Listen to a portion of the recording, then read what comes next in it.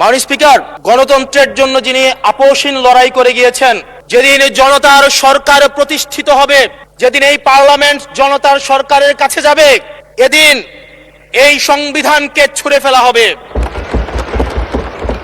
বেগম জিয়াকে তারা মূলত অপমান করেছেন কিনা তারা সেটা ভেবে দেখবেন। এই ধরনের প্রকৃতি সম্পন্ন যারা আছে বাংলাদেশের পার্লামেন্ট যারা দেখছেন তারা সিদ্ধান্ত নেবেন।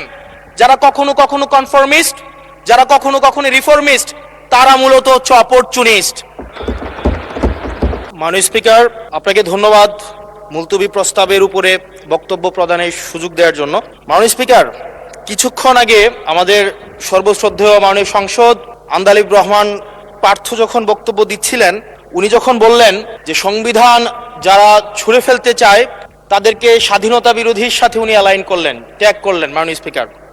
এবং তখন ট্রেজারি বেঞ্চের সম্মানিত মাননীয় মন্ত্রী যারা ছিলেন তারা সেটাকে টেবিল চাপড়িয়ে সেটাকে সমর্থন দিলেন। মাননীয় স্পিকার, গণতন্ত্রের জন্য যিনি আপোষহীন লড়াই করে গিয়েছেন বেগম জিয়া, উনি বলেছিলেন যেদিন জনতার সরকার প্রতিষ্ঠিত হবে, যেদিন এই পার্লামেন্ট জনতার সরকারের কাছে যাবে, এদিন এই সংবিধানকে ছুঁড়ে ফেলা হবে। ট্রেজারি বেঞ্চের যে মন্ত্রীরা ছিলেন তারা দীর্ঘদিন তাদের সারা জীবন তারা বেগম জিয়ার সাথে রাজনীতি করেছেন। এই সংবিধান ছুঁড়ে ফেলার সাথে স্বাধীনতা যুদ্ধাপরাধীর অ্যালাইন করার যেটার হাততালি তারা দিয়েছেন, সেটির মধ্য দিয়ে বেগম জিয়াকে তারা মূলত অপমান করেছেন কিনা তারা সেটা ভেবে দেখবেন। মাননীয় স্পিকার, আমি বক্তব্য দেওয়ার জন্য অনেক কিছু রেডি করে নিয়ে এসেছিলাম। আমরা আইনমন্ত্রী বলেছেন রুশু পড়ার জন্য, তারপরে হবস পড়ার জন্য, মদিনা সনদ পড়ার জন্য পড়েছিলাম, কিন্তু আন্দালিব রহমান পার্থ সাহেব যে বক্তব্য দিয়েছেন, আমরা ক্লাস 8-9-এ যে ডিবেট করতাম সেটি রিভার্টাল দিলে 20 মিনিট সময় লাগবে। মাননীয় স্পিকার, আমি ওনার বক্তব্যের রিভার্টাল দিচ্ছি। উনি বলেছেন যে আমি কোট করছি, উনি বলেছেন 72-এর সংবিধানের কিছু কিছু বিষয়কে ওনারা সম্মান দিয়েছেন। তার মানে কিছু কিছু বিষয়কে ওনারা সম্মান দেয় নাই। তার মানে এই অভ্যুত্থানের পরে এই সংবিধানের কিছু অংশ ওনারা মেনেছেন, কিছু অংশ ওনারা মানেন নাই। ওনারা কেবল ওই অংশটাই মেনেছেন যে অংশটা ওনাদের পক্ষে গিয়েছে, যে অংশটা ওনাদের বিপক্ষে গিয়েছে এই অংশটা ওনারা মানেন নাই। মাননীয় স্পিকার, এই ধরনের প্রকৃতি সম্পন্ন যারা আছে বাংলাদেশের পার্লামেন্ট যারা দেখছেন তারা সিদ্ধান্ত নেবেন। যারা কখনো কখনো কনফর্মিস্ট, যারা কখনো কখনো রিফর্মিস্ট, তারা মূলত অপরচুনিস্ট। এখন আমি সংবিধানের কিছু কিছু ধারা মানব, কিছু কিছু ধারা মানব না। আমি কখনো কখনো সাংবিধানিক, কখনো কখনো আমি অসাংবিধানিক। মাননীয় স্পিকার, যখন ডক্ট্রিন অফ নেসেসিটির প্রশ্ন আসে, মাননীয় স্পিকার, এই এক্সিস্টিং সংবিধান অনুযায়ী যখন 7A এবং 7B বলবৎ থাকে, সেই জায়গা থেকে আইনজ্ঞরা, মাননীয় স্বরাষ্ট্রমন্ত্রী উনি থাকলে ভালো হতো।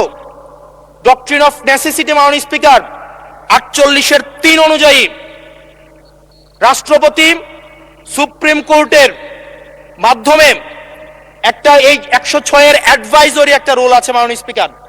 এই অ্যাডভাইজরি রুলের মাধ্যমে সংবিধানের ফান্ডামেন্টাল কোনো বিষয় কম্প্রোমাইজ করা যায় না। মাননীয় স্পিকার, যদি আমি এই সংবিধান মানি তাহলে এই অন্তর্বর্তীকালীন সরকারের বৈধতা প্রশ্নবিদ্ধ হয়। মাননীয় স্পিকার, মাননীয় স্পিকার, যদি এই সংবিধানকে আমি ধারণ করতে চাই, মেনে চলতে চাই, সেদিন 64 বিধি অনুযায়ী অ্যাটর্নি জেনারেল নিয়োগ দেওয়া হয়েছিল 6 আগস্ট। মাননীয় স্পিকার, এই সংসদে প্রশ্ন রাখতে চাই, তৎকালীন বর্তমান রাষ্ট্রপতি চুপ্পু, তখন বলা হয়েছে অ্যাটর্নি জেনারেল নিয়োগ দেওয়ার ক্ষেত্রে প্রধানমন্ত্রীর সাথে আলোচনা করতে হবে। সেদিন কোন প্রধানমন্ত্রীর সাথে আলোচনা করা হয়েছিল সেটা আমাদেরকে অ্যাটর্নি জেনারেল জানাবেন। আমাদেরকে অ্যাটর্নি জেনারেল জানাবেন যেই হিয়ারিংটা হয়েছিল এই হিয়ারিং এ উনি উপস্থিত ছিলেন কিনা।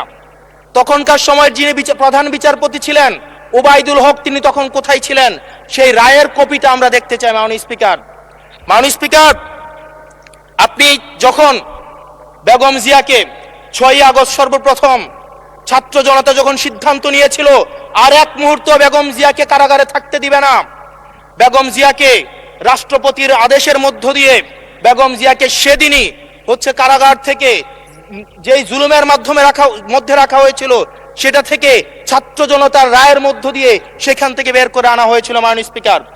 যদি এই সংবিধানকে বাইবেল ধরে নেই, এই সংবিধানকে যদি গসপেল ধরে নেই, এই গসপেলের পুরোহিত অনুযায়ী যেভাবে ভ্যাটিকান সিটি চলে সেটা যদি আমরা ধরে নেই, তাহলে মাননীয় স্পিকার সেদিন বেগম জিয়া জেল থেকে বের হতে পারেন না। মাননীয় স্পিকার সেদিন বেগম জিয়া জেল থেকে বের হয়েছিল অভ্যুত্থানের জনরায়ের ভিত্তিতে। মাননীয় স্পিকার আপনারা বলছেন, আপনারা ঠিক সেই জায়গায় আপনারা সংবিধানকে আপনারা মানছেন যেই জায়গায় সংবিধান থেকে আপনারা বেনিফিটেড হবেন। মাননীয় স্পিকার, গ্রামের ভাষায় কথা আছে, বলতে চাই না, যে গাং পার হইলে মাঝি কোন দুলা ভাই। ছাত্ররা, আপনাদের নেতা কর্মীরা গত 17 বছর ধান খেতে ঘুমাইতে হয়েছে, ত্যাগ তিতিক্ষার মধ্য দিয়ে যেতে হয়েছে। মহাসচিব কান্না করে বলেছে তাদের নেতা কর্মীরা ঢাকায় এসে রিক্সা চালিয়ে জীবন নির্বাহ করত। এক মিনিট বলেন।